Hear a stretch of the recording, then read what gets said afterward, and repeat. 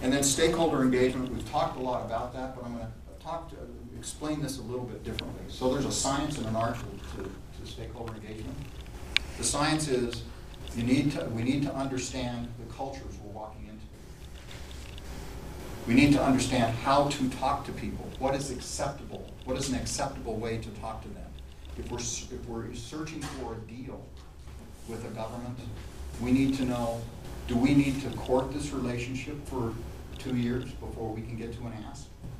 In some places in the world, and in parts of Africa it's that way, certainly in Asia it's that way. You don't walk into an office and say, I hear I'm from Chevron, I got the greatest deal for you on the planet, and get a nod of yes. That is just not going to happen. You've got to get to know people, they've got to be comfortable with you, they've got to see that you're culturally sensitive, that you're culturally aware, and that you treat and respect their viewpoints with the ultimate respect.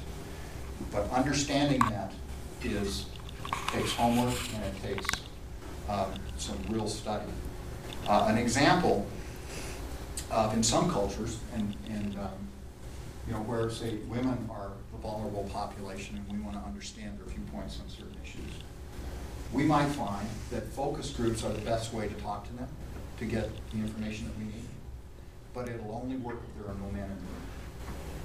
If there are no men in the room. The conversation won't happen. Parts of Africa, that's very true.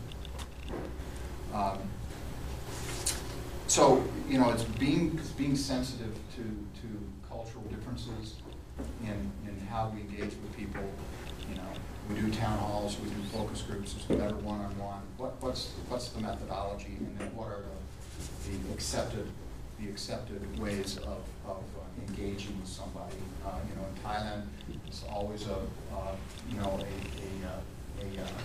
bow of respect at the beginning of a conversation, and depending on how high in the pecking order they perceive you to be, the deeper the bow.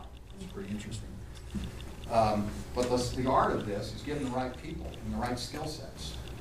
So you have to have people who not only understand the science but can implement it, and not just come into a room and might be doing the science right, but might not be doing the soft skills the right way, the interpersonal skills. So we've spent a lot of time, and our business leaders, I'll tell you, they are some of the best in the business in understanding not only the science but the art of stakeholder engagement.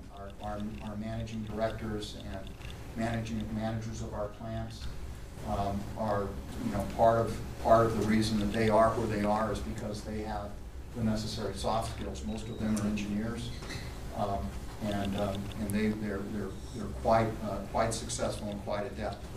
But that has to be a factor.